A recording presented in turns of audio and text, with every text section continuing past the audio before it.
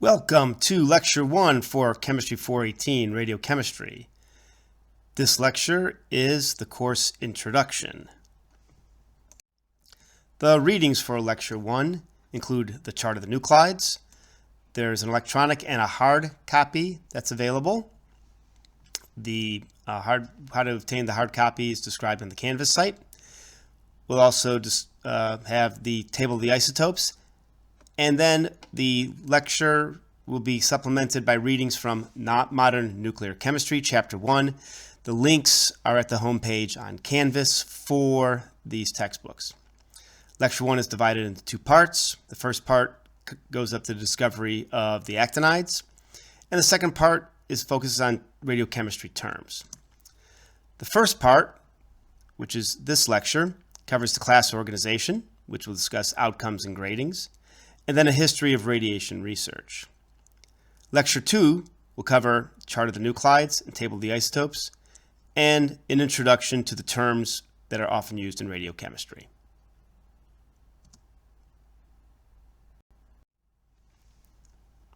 This course is designed to increase the potential pool of researchers in radiochemistry.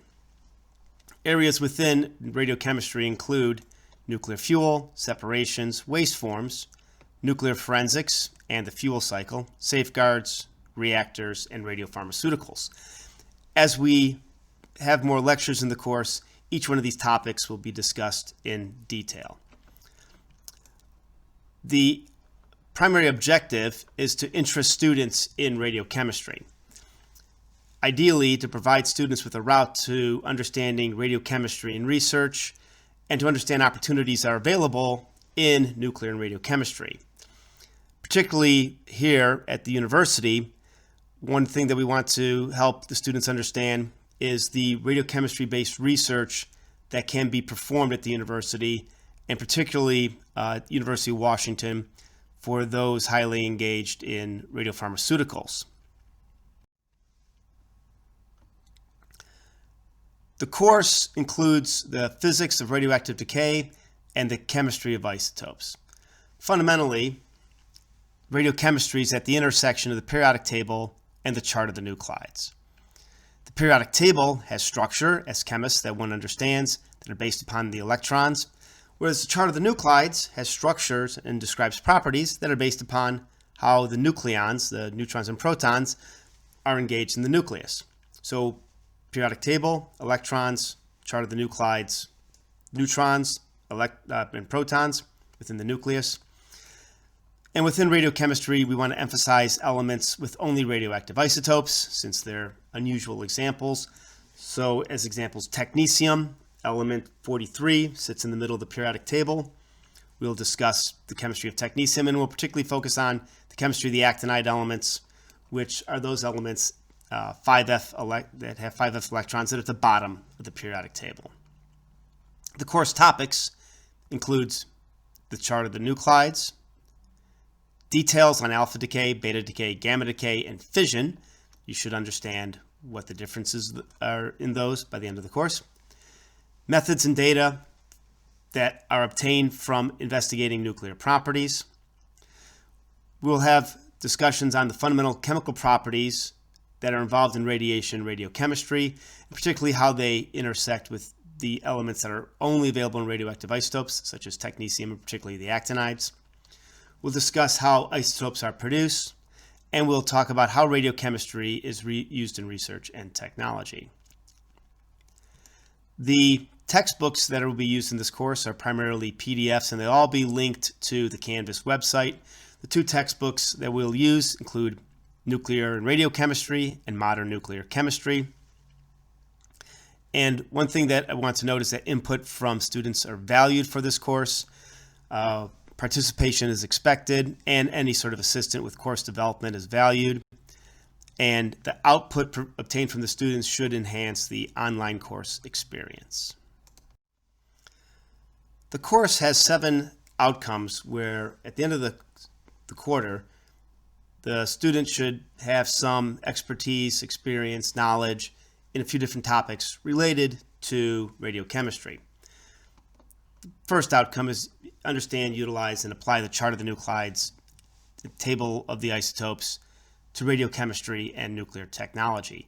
Primarily, this is understanding how to obtain the data that are presented in those documents and utilize that information. Another thing the students should understand is the structure of the nucleus. Often in chemistry, we ignore the nucleus, but within this course, we do want to investigate the fact that the nucleus has structure. Here there's an example of an oblate, spherical, and prolate nuclei, and we will discuss within the course how this structure is understood and what's the relationship between the shape of the nucleus and some behaviors that are observed. Another aspect of radiochemistry that should be understood is the chemical properties of radioelements, those elements that are only found as radioactive isotopes. They include the actinides, which are filling 5f electrons, and then technetium and promethium, which are elements that are normally found in the stable region, those elements below 83 protons, but are in fact radioactive. The students should also be able to comprehend and evaluate nuclear reactions and how isotopes are produced. This can be obtained and understood from using the chart of the nuclides. One can evaluate certain reactions. So for instance, here's a reaction shown here of a proton and nitrogen 15 makes oxygen 16. There's an alpha particle decay that makes carbon 12. That's in an excited state. It gives off a photon. Now makes a ground state, carbon 12. The course will describe not only understanding how the particles and the isotopes react together, but the probabilities of those reactions. And that'll include cross-section data, understand what are some of the reaction particles. So for instance, an alpha particle, how that can be a product or can also be involved in a reaction. And then energies in the reactions. Where do these energies come from? Well, a lot of it comes from conversion of the mass from the starting compounds to the product. And we should also explore and understand the different types of radioactive decay. And by evaluating the chart of the nuclides, understand the location of the isotopes and what's the probability of certain decay coming from those isotopes. For instance, heavier isotopes tend to decay by alpha. Those isotopes that are proton rich tend to decay by positron or electron capture. Those that are neutron rich tend to decay by beta minus. And then we'll discuss relationships between half-life and decays. The course will also describe how radiochemistry can be used in research, how, as an example, concentrations, very minute concentrations down to femtomolar per liter or even less of isotopes can be measured. My thesis work, I studied one atom at a time chemistry, so one can do incredibly small concentrations, and how we'll describe how these concentrations can be evaluated and how isotopes, making radioactive isotopes of normally stable isotopes, can be used to expand our understanding of systems. And finally, the course will investigate modern topics in nuclear and radiochemistry. This will be brought in the lectures, in discussions, and then in the final we'll have presentations, papers, and employment opportunities, which will hopefully link together what was learned in the course where radiochemistry is going today. The course grading, which I'm sure some of you might be interested in, is shown here. At the end of each quiz, at the end of each lecture, there's a PDF quiz. That's 15% of your total. It can be returned by email or from the Canvas site. It's based upon the presented information. There are 3 comprehensive quizzes, each 20%. These quizzes will be take-home. There's 5 days to complete the exam.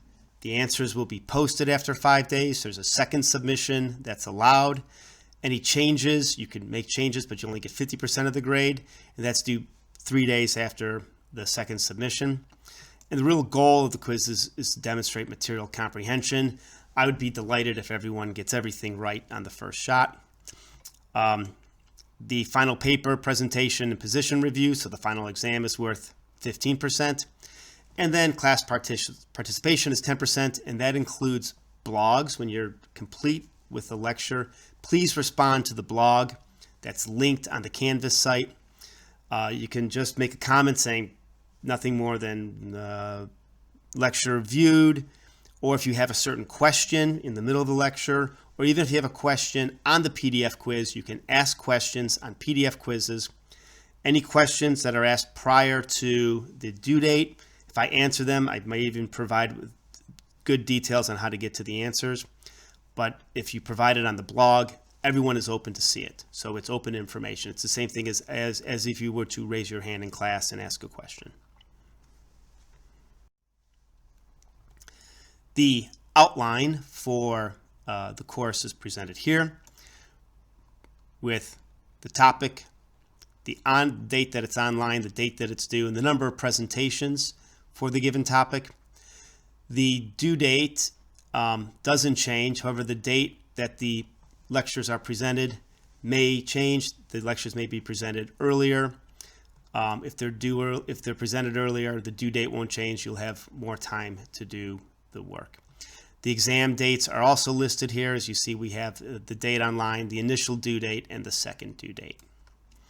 For the exam periods, we will have during this time between the date in which is posted and the due date, we will have office hours in which questions on the exams will be discussed. The final exam will be posted on the first day of the final exam week and will be due on the last day of the final exam week. All right, let's start discussing some radiochemistry information. We'll talk about the history of radiochemistry development, how it's linked with really the nuclear science development. You see how they're together and how they played off each other and some of the roles radiochemistry played in how we understand physics today. So a little over 100 years ago, in 1896, Becquerel discovered radioactivity. Becquerel had this salt, this potassium uranyl sulfate, and he exposed it to sunlight and he wrapped it in photographic plates and he put that in black paper. So the photographic plate at the time, if you think about it, it's still kind of early material back in the late 1800s. The plate, when they were developed, they showed this image of the uranium crystals. And what Becquerel actually thought is that the sunlight absorbed light and that this uranium salt fluoresced and gave off that light. That's what he proposed. And for this, for this proposal, the discovery of radioactivity, he was wrong, but he also won a Nobel Prize for that. And then just a few years later, radium and polonium were isolated by the Curies, who are shown here. Marie Curie, possibly the most famous radiochemist, and her husband Pierre Curie, who also was a Nobel laureate at the time. So Marie obviously went on to win 2 Nobel Prizes, if you remember from your history. Right about the turn of the century, in 1899, Ernest Rutherford identified the alpha particle. The radiation was divided into alpha, beta, and gamma components, and it was based upon the ability of these different radiations to penetrate objects. So alpha penetrated an object the least, beta a little bit more, gamma the most. So alphas could be stopped with a small piece of paper, beta an aluminum foil, and gammas very difficult to stop. 1909, the alpha particle was shown by Rutherford to be the helium nucleus. He determined the charge to mass ratio, so this alpha particle gaining more information. 1911, the Rutherford atomic model. Thomson had a plum pudding model that was negated by Rutherford. They demonstrated some high central charge, a small volume, and this was demonstrated by an alpha particle scattering on a gold foil. It's from this scattering, the hypothesis was developed that, well, the mass must be all concentrated in an area where the particle would impinge upon this nucleus and get scattered back. Detection of alpha particles and detection of other particles was expanded upon in 1912 by the development of the cloud chamber, and then a planetary atomic model was postulated by Bohr back in 1913. So after the discovery or the postulation of the Bohr model, where the electron orbitals are a little bit better defined than Rutherford's model, 1914, the nuclear charge was determined by X-rays. This was postulated and demonstrated by Moseley, who was working again at Rutherford's lab. 1914, and then you see a gap between 1914 and 1919. The first war stopped a lot of, obviously a lot of research. And in fact, Moseley, who was working in Rutherford's lab, could have avoided the war, but wound up getting killed in France, and really was identified as one of the greatest losses of science due to a military conflict. 1919, artificial transmutation by nuclear reactions was observed. Again, Rutherford. He bombarded nitrogen-14 with an alpha particle to make oxygen-17.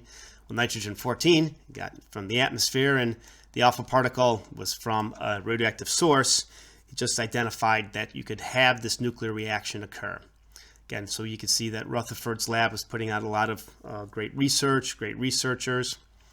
1919, mass spectrometer, first development.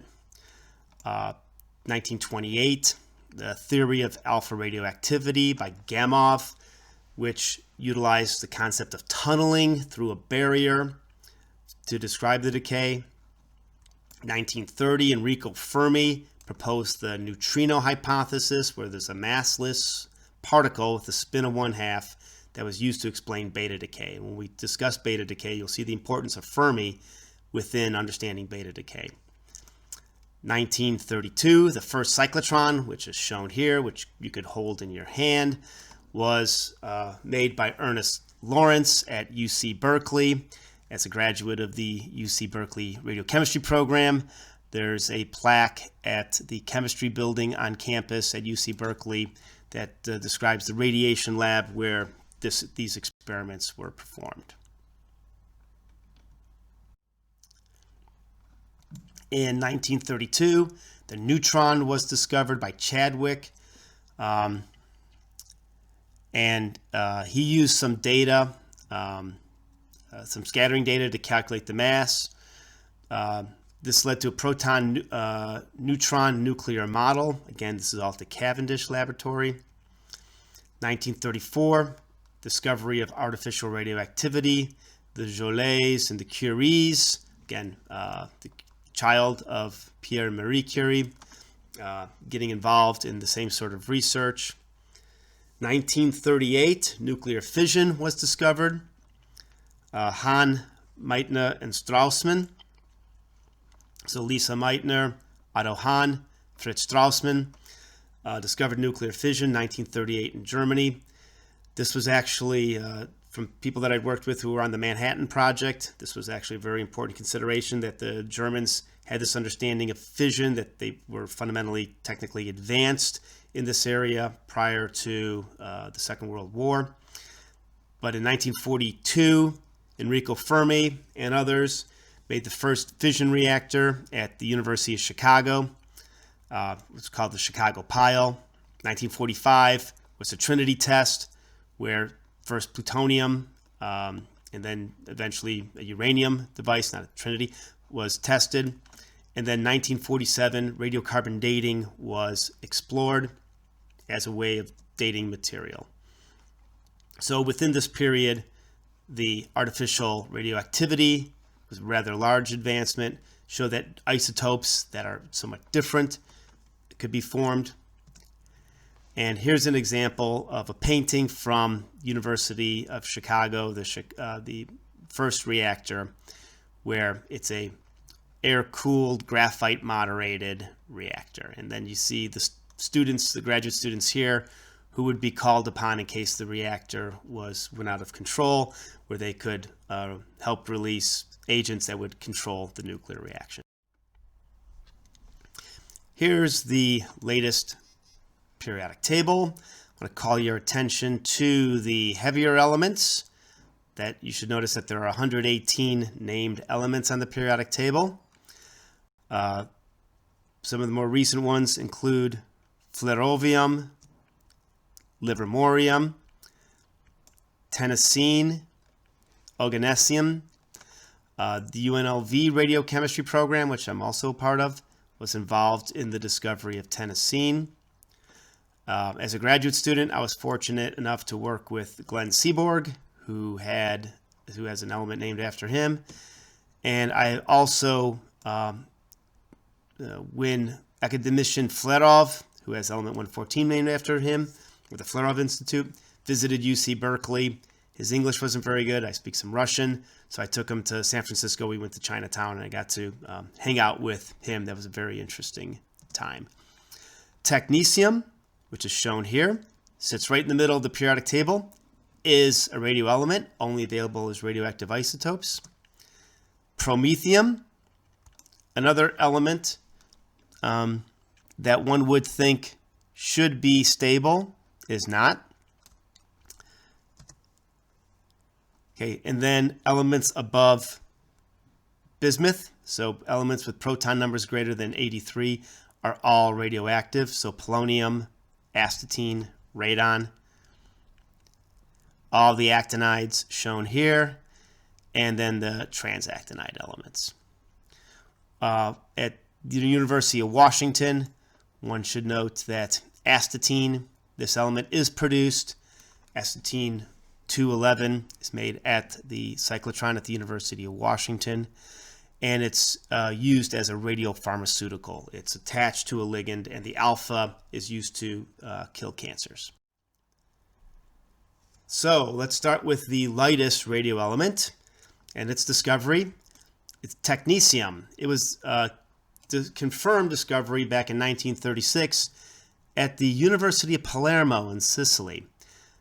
Pierre and Emilio Segre, actually did the separation, but they obtained material from Ernest Lawrence, and he mailed them a molybdenum foil that was used as a cyclotron deflector. So that small cyclotron that Lawrence made had a deflector on it where particles would bombard. So that molybdenum, which is a Z of 42, was getting hit with alpha particles.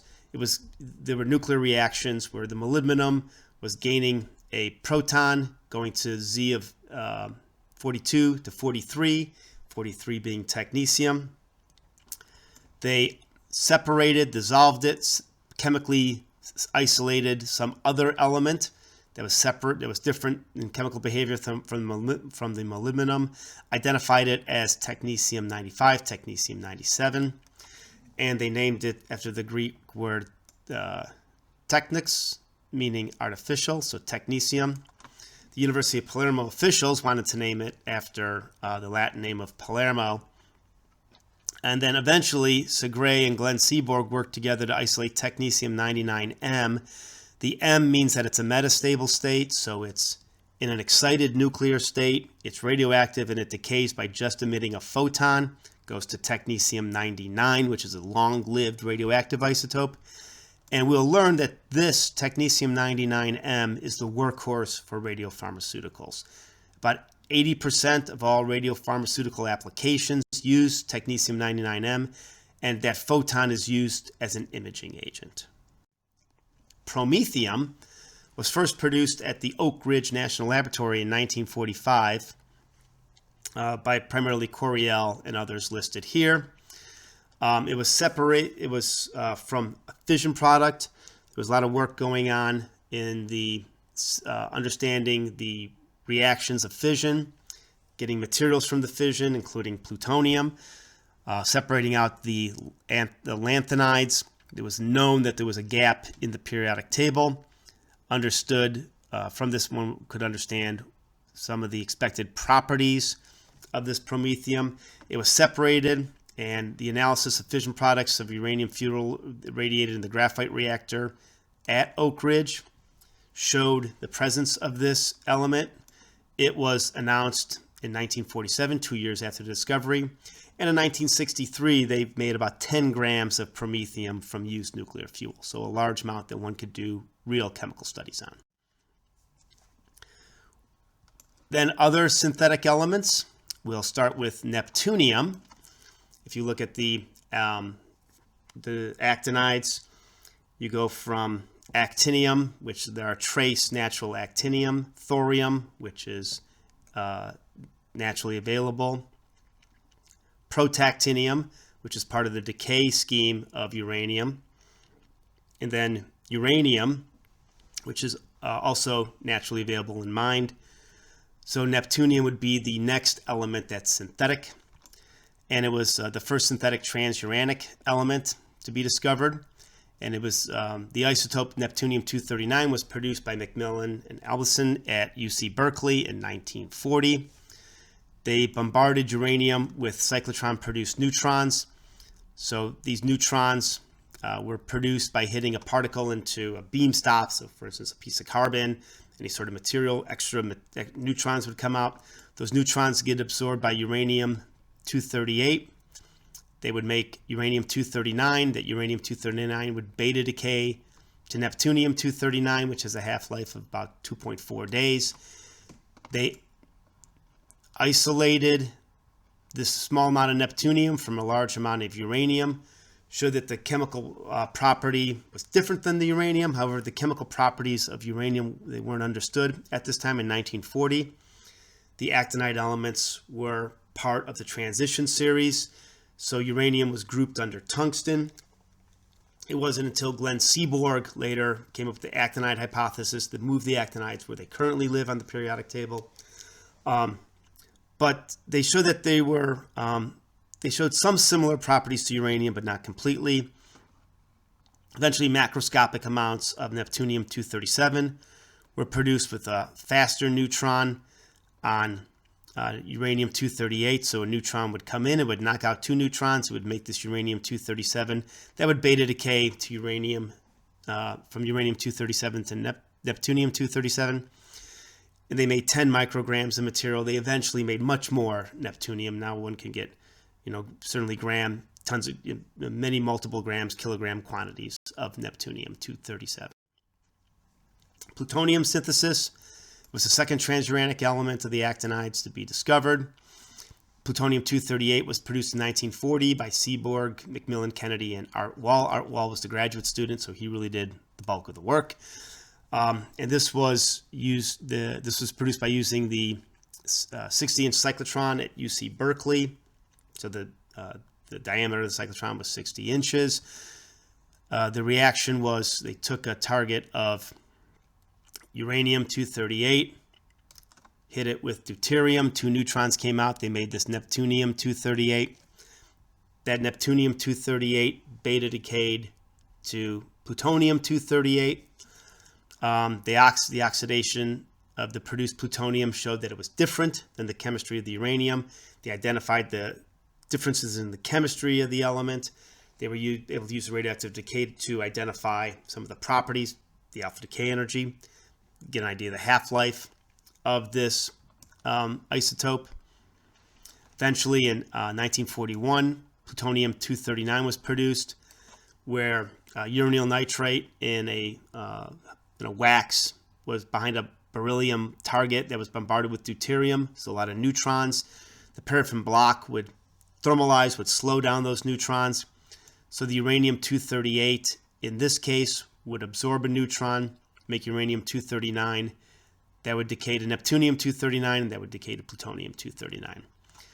There was a separation with fluorides and extraction with diethyl ether, and they showed that, like uranium-235, Neptunium-239 would undergo fission with slow neutrons. And for this work, Glenn Seaborg and others were awarded the Nobel Prize. The trans-plutonium element discovery, Americium and Curium, they were first produced in a reactor by neutron capture. plutonium-238 would be in the reactor, would gain a neutron, make plutonium-239. That would capture a neutron, make plutonium-240. Plutonium-240 has about a 15-year half-life. It would beta decay to americium-240, plutonium-241, beta decay to americium-241. Again, chemical differences in decay properties. This route could also keep, if you kept bombarding, not only would some of this plutonium-241 decay, some of it would also capture. And you could make up to curium-242. There are also routes for doing direct production. So plutonium-241 would be produced. It would beta decay to this americium-241. And the plutonium-241 was produced by the reaction of uranium-238 plus an alpha particle. And then you could get the another sort of direct production by using the same sort of reaction, except with the uranium, use Neptunium-237. The way we would write a reaction for the production of curium-242 is shown here, where one took plutonium-239, bombard it with helium, a neutron would come out, and you would make this curium-240. The chemical separation from plutonium was achieved, and this decayed, the curium-242 decayed to plutonium-238. That was understood. They understood the energies and the half-life of plutonium-238. If they saw something decay to it, and they knew that that decayed in alpha, you actually had a genetic relationship. So you could clearly identify a produced isotope from something that had an alpha decay. They did show that they had difficulty separating americium and curium from the lanthanide fission products because they're all involved in, they all have the same trivalent oxidation state. And on the web page, there's an announcement on the discovery of these elements. The elements in order to be discovered next are Berkelium and Californium. One can guess where they were made. A trend that was established earlier, they required targets of americium and curium. So the new elements that were made were then used as targets. They had to get sufficient amount of the new elements. Then they would bombard these targets with an alpha particle. So you would go up to, you use americium to make berkelium. You use the curium to make californium. They separated these from the target material. So again, remember, this is +3 oxidation state. Berkelium actually has a +3/+4 oxidation state, +3/+3 oxidation state. One would do column chromatography. You could calibrate the chromatography system with some lanthanides. But what's shown here is the log of the activity versus the drops of the eluent. And you would see that there's different spikes of the activity. And the lighter, the lighter the element, the longer it takes it for it to elute. So the heavier elutes first. And this has to do with the change of the ionic radius. As the lanthanides get heavier, as the actinides get heavier, the ionic radius contracts. So if we use this method to investigate new elements, where would you expect the heavier actinides to elute? Well, anything that's heavier than californium should elute sooner. So that's actually a useful tool because these heavier elements are going to be made in less amounts and also tend to have shorter half-lives. So having them come off the column quicker is beneficial for their discoveries. So you could see where you would have these separations. The number of drops coming off a column would be sufficient to collect and identify the different elements. That's where the heavier elements you would expect them to elute. Einsteinium and fermium. Well, we made a little change here. They were actually first produced in the thermonuclear test, the Mike test. You can see information about the Mike test on this YouTube video. There were also new isotopes of plutonium, plutonium-244 and plutonium-246. The thermonuclear test, a hydrogen bomb. You started off with uranium-238 and you made successive captures on the uranium-238. So you go from uranium-238 to uranium-246 in an instant, and then that uranium would beta decay to make different elements along those different isobars. There was an example here of the correlation between the log correlation of the yield versus the atomic mass. So this is an example of nuclear forensics where one was able to identify information about the yield of a test from the production of different isotopes. This was the first time there was production of trans-Californium isotopes. So you would make these heavy uranium isotopes followed by beta decay. They made Einsteinium and fermium. And as we will discuss in nuclear processes, this is similar to the R process that stars go through, the rapid process, and how elements are made. And as we described earlier, for Americium Curium, ion exchange was used to separate these elements. The final three actinides, the heaviest ones, Mendelevium, Nobelium, and Lawrencium. These, with Mendelevium, you wind up getting atom at a time discovery because the amount of target that you can make for these reactions with an alpha particle start becoming less. There's not a lot of Einsteinium to start off with. You're not going to make a lot of Mendelevium. The cross sections get smaller. So they're requiring a high degree of chemical separation. So what one would do is take the target, bombard it with helium nucleus, put a catcher foil behind the target so that the recoil nucleus would go onto this catcher foil, is usually gold. You would take that gold foil that had the recoiling product on it, dissolve it in acid, then do ion exchange chemistry. There was some controversy with Nobelium. It was expected to have trivalent chemistry.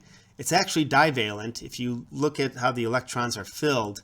By the time you get up to Nobelium, so element 102, you have a filled 5f orbital, so 14 5f electrons, and these two 7s electrons are open.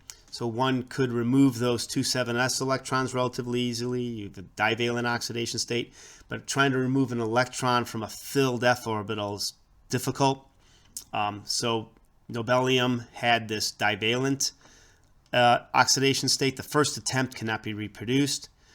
The final eventual reaction was shown here, where Curium-246 was bombarded with carbon-12, 4 neutrons to make this 254 isotope of Nobelium. There was an alpha decay of Nobelium, and the daughter, the fermium, was identified by ion exchange. I was told by Glenn Seaborg that during this controversy, they knew that the Swedes who were doing the work wanted to name the element after Alfred Nobel. So as a joke, they called it Nobelivium. Lawrencium was made from different isotopes of californium bombarded with boron, so stable boron, you get to 10 and 11. And then a new isotope was identified with a 6-second half-life as Lawrencium-258. So one could see that there was this trend. We've obviously extended that trend to go all the way up to element 118. But the separations become more difficult, the half-lives become shorter, and the probability of the reaction goes down. Okay, this completes part 1 of lecture 1.